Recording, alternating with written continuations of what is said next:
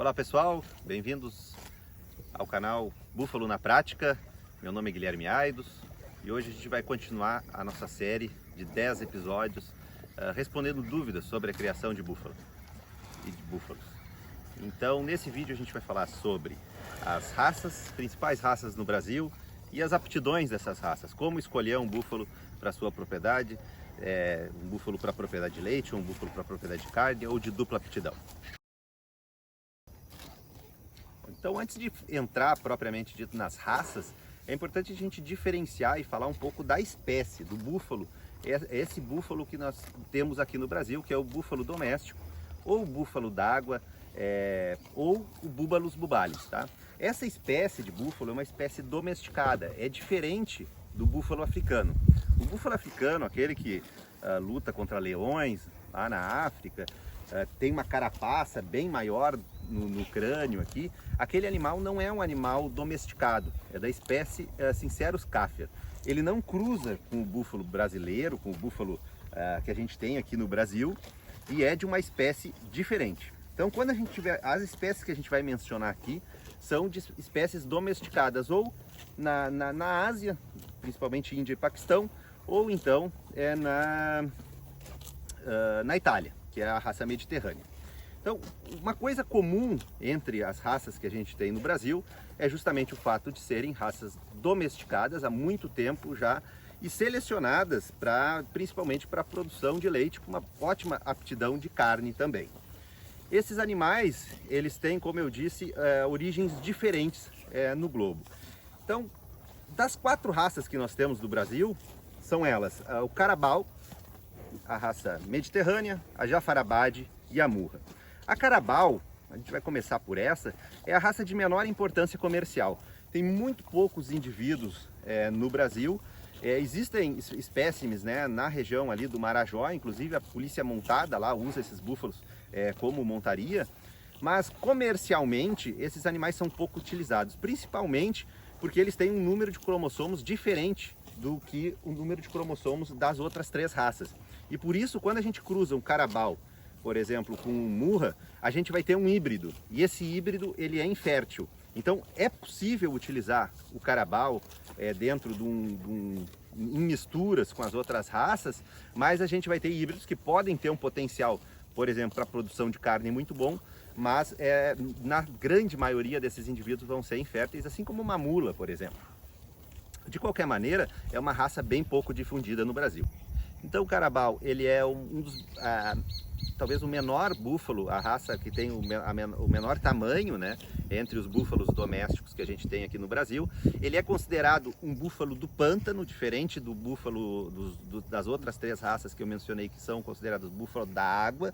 Ele é um búfalo caracteristicamente assim que gosta mais, talvez, do lodo, ou pelo menos é criado nessas regiões mais de produção de arroz, onde tem mais barro. Ele tem um chifre bastante com um diâmetro bastante grande, só que ele cresce assim mais para as laterais. Tem uma característica muito marcante do Carabao, que é uma coleira, uma marcação na pelagem, na região aqui do peito. Vocês vão ver aqui na fotografia.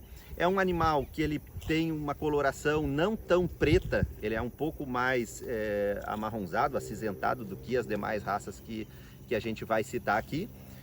E o porte dele aí em torno de 500 quilos, talvez, uma fêmea, 600, o macho, tá? Mas comercialmente ele é bem pouco explorado, tem apenas 48 cromossomos, enquanto as outras raças têm 50 cromossomos no Brasil. Então a gente não vai dar muita ênfase para essa raça e vai falar das outras 3, que são o Jafarabade, o Mediterrâneo e o Murra, que a gente tem aqui na nossa propriedade. Então, começando pelo Jafarabade. O Jafarabade é a maior raça dentre as raças de búfalo que a gente tem no Brasil. Ele é um animal extremamente imponente. O macho Jafarabade, ele tranquilamente chega aos 1.500 quilos. A fêmea fica em torno de 1 tonelada, em torno de 1.000 quilos. É um animal, como eu disse, assim, imponente, com chifres pesados, bastante direcionados para baixo. Então, a gente vai deixar uma fotinho aqui para vocês verem. Vocês veem que ele tem um crânio extremamente pesado. Para aí, cara. Só um pouquinho, pessoal. Tá. Ele tem um chifre extremamente pesado, direcionado para baixo. E essa raça, ela normalmente, no Brasil, a gente tem duas variedades. Na Índia, ela é de origem indiana, tá? Uma cidade do oeste da Índia, cidade de Jafarabad. Lá eles não diferenciam essas variedades assim como a gente diferencia aqui no Brasil. Mas aqui a gente tem uma diferenciação entre o Gir, que tem um chifre um pouco mais levado para trás, e o Palitano, que é a variedade palitana, que tem esse chifre bem mais para baixo. Mas a raça é a mesma, tá? É uma diferenciação realizada só aqui no Brasil, e para registro não existe essa diferenciação, ele vai ser simplesmente Jafarabad.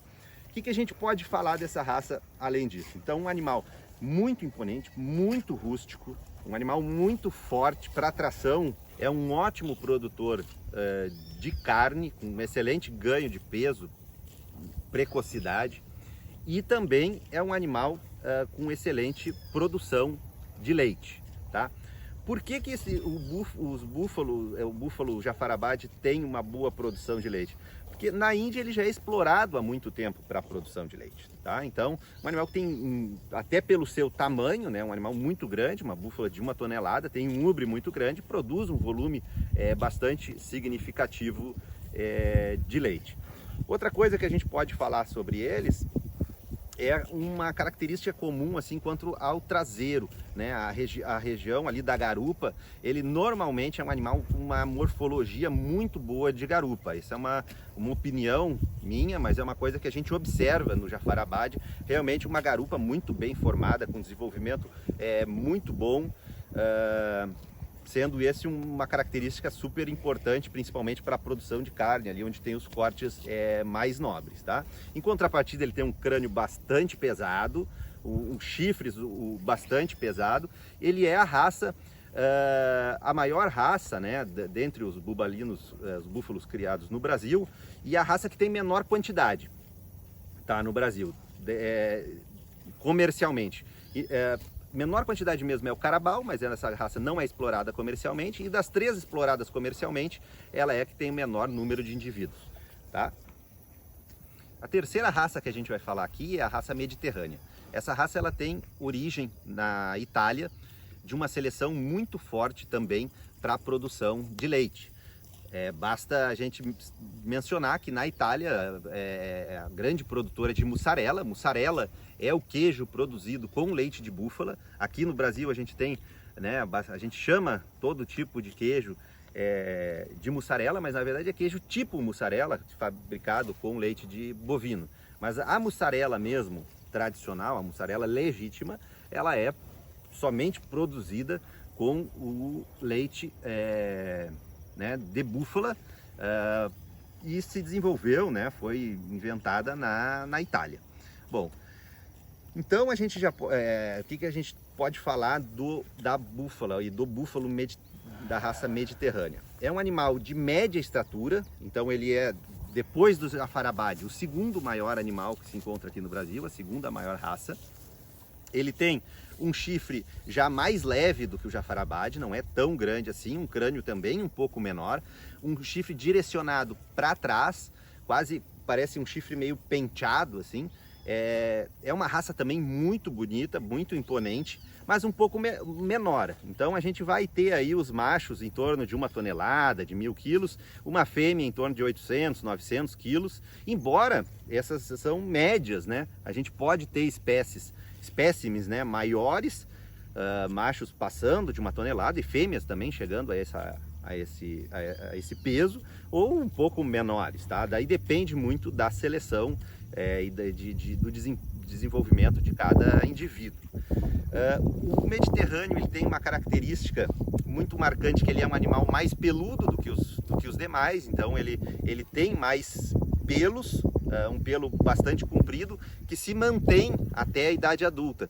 Os búfalos de outras raças, eles costumam ir perdendo o pelo ao longo do tempo, eles crescem bastante peludinhos e depois, na idade adulta, eles já têm bem pouco pelo mesmo.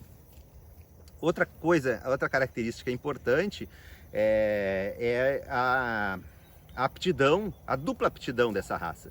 Então ela também, a gente tem espécimes muito produtores de leite, com uma conformação de ubre muito boa. Por quê? Porque toda a seleção italiana, ela é focada para o desenvolvimento de animais para produção de leite. Então, normalmente as búfalas mediterrâneas, elas têm uma ótima formação de ubre, tetos num tamanho muito bom, ubres compridos, já adaptados assim a uma ordenha mecânica, um teto bem uniforme, bastante uniforme. Então, dependendo da região, a gente vai ter seleções que privilegiaram um pouco mais a produção de carne ou a produção de leite, mas originalmente é um animal que vem, né, no sêmen italiano com uma característica leiteira bastante significativa. Bom, então agora a gente vai entrar na raça Murra e acabou de chegar aqui a nossa modelo para a gente falar um pouquinho da raça Murra. A raça Murra é uma raça também de origem indiana, recebe esse nome Murra por causa do hindu. Murra significa espiral, e é essa forma espiralada do chifre que dá o nome a essa raça. Essa é a raça, é uma raça então de menor porte entre as raças comerciais aqui. Então a gente tem aquela classificação de tamanho, digamos assim, o Jafarabad, depois o Mediterrâneo e então finalmente o Murra, tá? O Murra, ele também é um animal de dupla aptidão para carne e para leite, então depende da seleção do produtor, ele pode ser utilizado para essas duas funções. Ele tem uma característica, então, de ter um tamanho menor. Os machos do Murra ficam em torno de 800 a 900 quilos. Claro, pode ter espécimes maiores ou menores, mas é nesse range. E as fêmeas em torno de 600 quilos. Tá? Isso é uma característica interessante porque torna o animal também bastante eficiente. Essa é a característica principal, uma das características que nos fez optar por essa raça. Nós já criamos aqui na propriedade as 3 raças e eu posso atestar que nas 3 a gente tem excelentes indivíduos. Então a gente vai ter excelentes indivíduos produtores de carne e leite na raça Jafarabad, na raça Murra e na raça Mediterrâneo.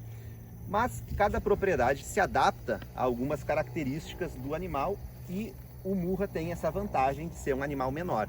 Então digamos que essa vaca aqui, ela vai ter em torno de 600, ela talvez esteja com 650 quilos, tá? E produz uma quantidade de leite similar a uma vaca, uma búfala, né?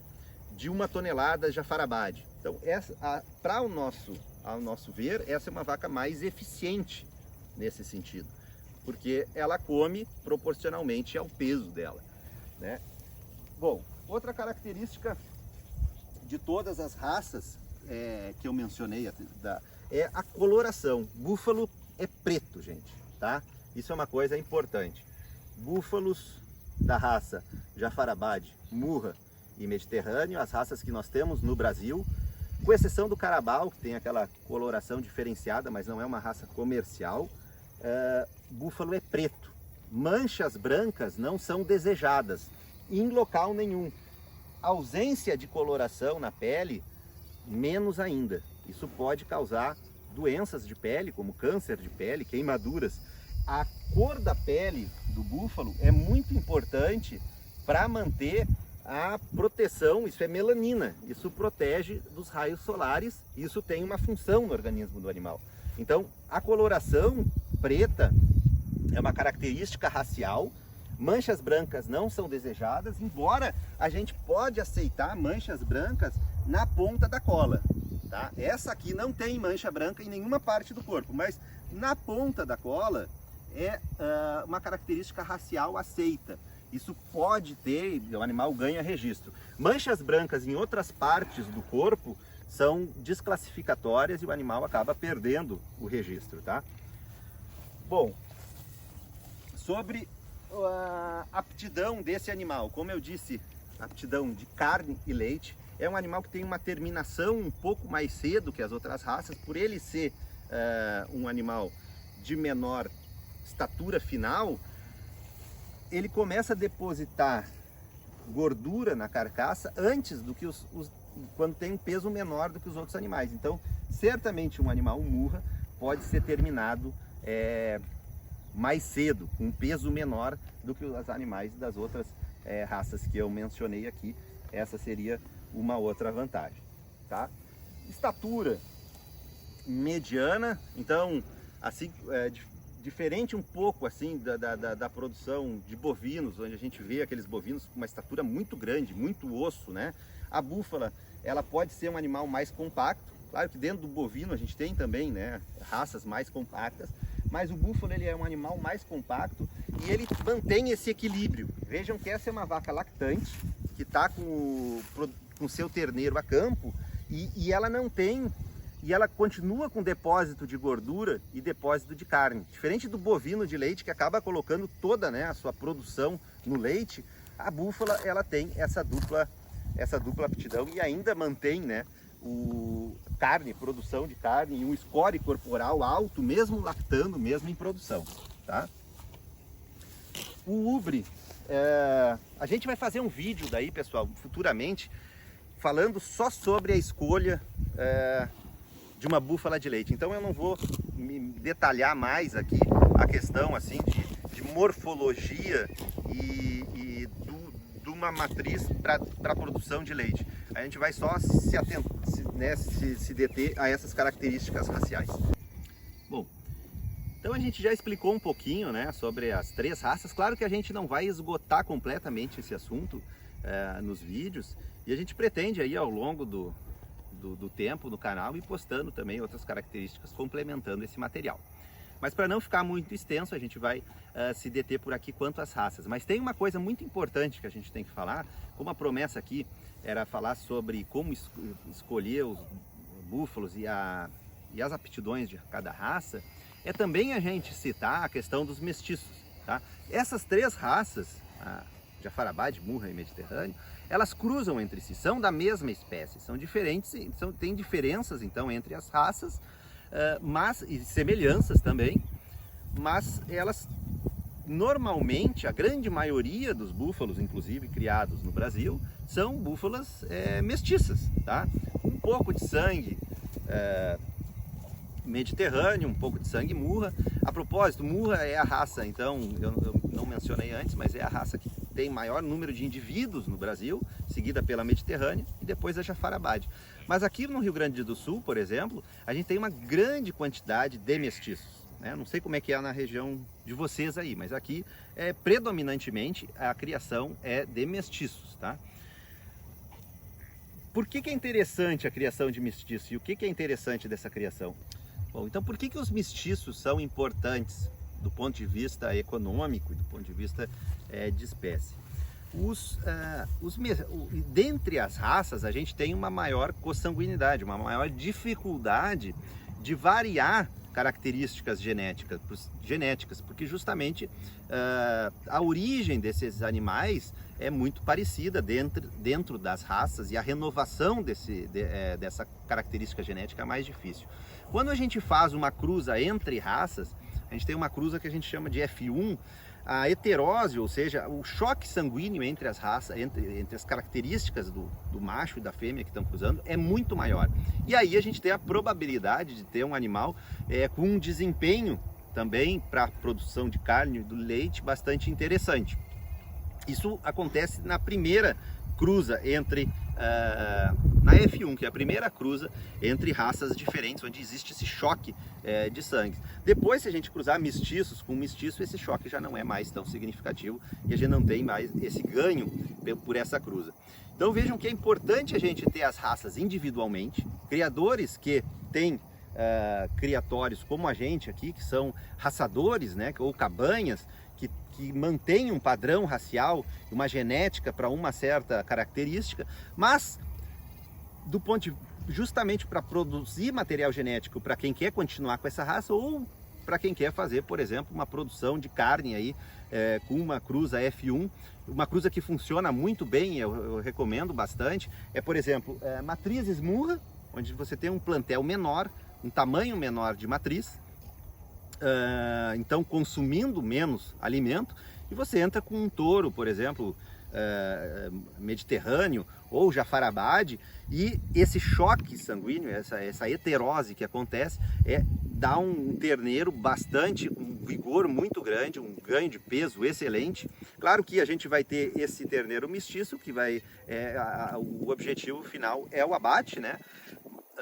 Mas para esse propósito de produção, é uma cruza extremamente eficiente. Pode ser feito também de outras formas, com matrizes mediterrânea ou Jafarabad cruzando com touros Murra, por exemplo. Aí, nesse caso, eu acho que a matriz, por ser muito grande, não é tão eficiente na produção de terneiro, mas também é válido, acaba tendo um desempenho excelente também. Então, uma questão importante sobre os mestiços é a questão da morfologia. Como a gente está fazendo uma cruza entre animais, as características elas vão se misturar, tá? E dentre essas características que se misturam, por exemplo, o chifre. O chifre, eu comentei com vocês que o chifre do Murra é um chifre fechadinho, o chifre do Mediterrâneo, por exemplo, é um chifre penteado para trás, bastante aberto. O que acontece? Quando a gente faz a cruza desses animais, a gente vai ter chifres de diferentes tamanhos, mais espiralados, menos espiralados, mas normalmente algo bastante aberto, grande, né, e espiral. Isso oferece um risco, às vezes, dependendo do manejo da propriedade. Quando a gente tem uma propriedade em que os animais têm pouco manejo, ou seja, não é todo dia que tem uma pessoa, um controle desses animais, olhando os animais, pode acontecer desse animal enganchar em outro animal, enganchar na pata, enganchar num terneiro com mais frequência. E isso pode levar a graves acidentes. Então, uma coisa que normalmente que se faz, que pode se optar, é o amochamento, né? Quanto pequeno desses animais mestiços, para evitar que isso aconteça. Por isso, essa é uma das razões que a gente recomenda, então, o rebanho, as matrizes serem de um padrão racial. Por exemplo, o Mediterrâneo ele tem um chifre aberto, esses enganchamentos são muito menos frequentes. O Murra, por ele ser pequeno, o chifre, um espiral bem pequenininho, é mais difícil de enganchar em algo grande, embora possa acontecer também no Murra de enganchar num arame, alguma coisa do tipo, e você tem que ter, então, esse cuidado. Aqui a gente não tem problema nenhum com isso, porque o nosso manejo é diário, então todos os dias a gente está vendo as búfalas. Se acontecer de enganchar em alguma coisa, a gente vai simplesmente desenganchar e tá tudo certo. Mas se é um campo onde você vai a cada 15 dias, pode acontecer um óbito de um animal simplesmente porque ele enganchou na cerca e não conseguiu sair, tá? Então, nos mestiços, eu acho que esse cuidado de matrizes mestiças, em animais adultos mestiços, por ele ter esse chifre muito grande e muito fora de padrão, muito espiral, esse cuidado ele tem que ser redobrado, ou então se optar pelo amochamento do animal. Então, observem que eu prometi aqui falar qual a raça era melhor para carne e qual a raça era melhor para leite. E na verdade isso não é possível. A gente não tem como destacar entre as raças bubalinas aquela que é melhor para leite ou aquela que é melhor para carne, porque na verdade as três raças que eu mencionei, com exceção do Carabao, que não é comercial aqui no Brasil, mas as três raças, a Jafarabad, a Murra e a Mediterrânea, elas têm essa dupla aptidão naturalmente. Por quê? Porque o búfalo naturalmente é um excelente produtor de carne. E esses animais foram nos seus países de origem, seja na China, na Índia, Paquistão ou na Itália, selecionados para a produção de leite. O que muda então? O que muda é a seleção aqui no Brasil. Como que o rebanho aqui no Brasil foi selecionado? Então a gente tem produtores no Brasil que são criatórios, né, que fazem seleção levando em consideração somente a produção de carne, de ganho de peso.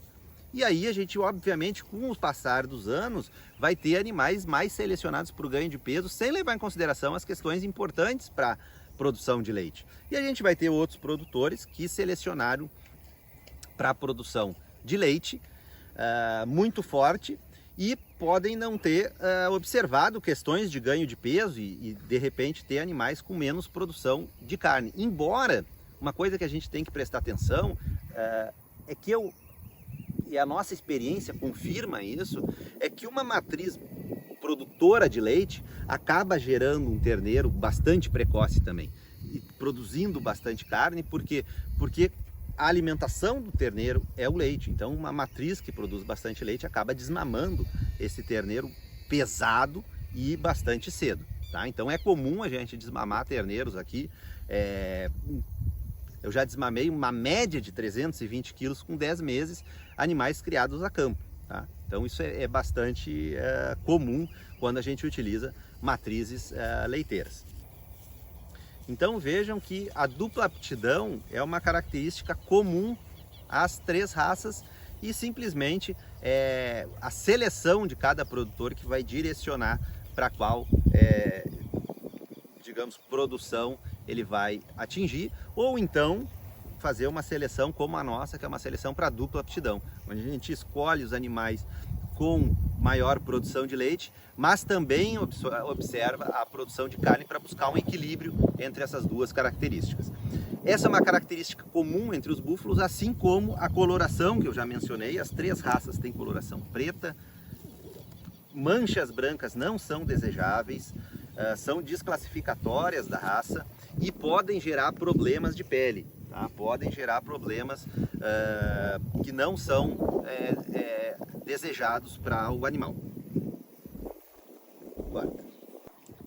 Então por hoje é o que a gente tinha para falar um pouco sobre as raças e as aptidões de cada raça. Não esquece que se você gostou do conteúdo, nos curte, comenta, compartilha, assim vocês ajudam bastante o nosso trabalho. E no próximo vídeo a gente vai falar sobre a carne do búfalo e o leite de búfalo, as vantagens da carne e as vantagens do leite de búfala e suas propriedades. A gente estava aqui no campo fazendo um vídeo para o canal e de repente começou essa cena, é uma cena muito comum em búfalos, é uma coisa que a gente tem que tomar cuidado. O que acontece? As búfalas, elas têm um excelente instinto materno e elas acabam criando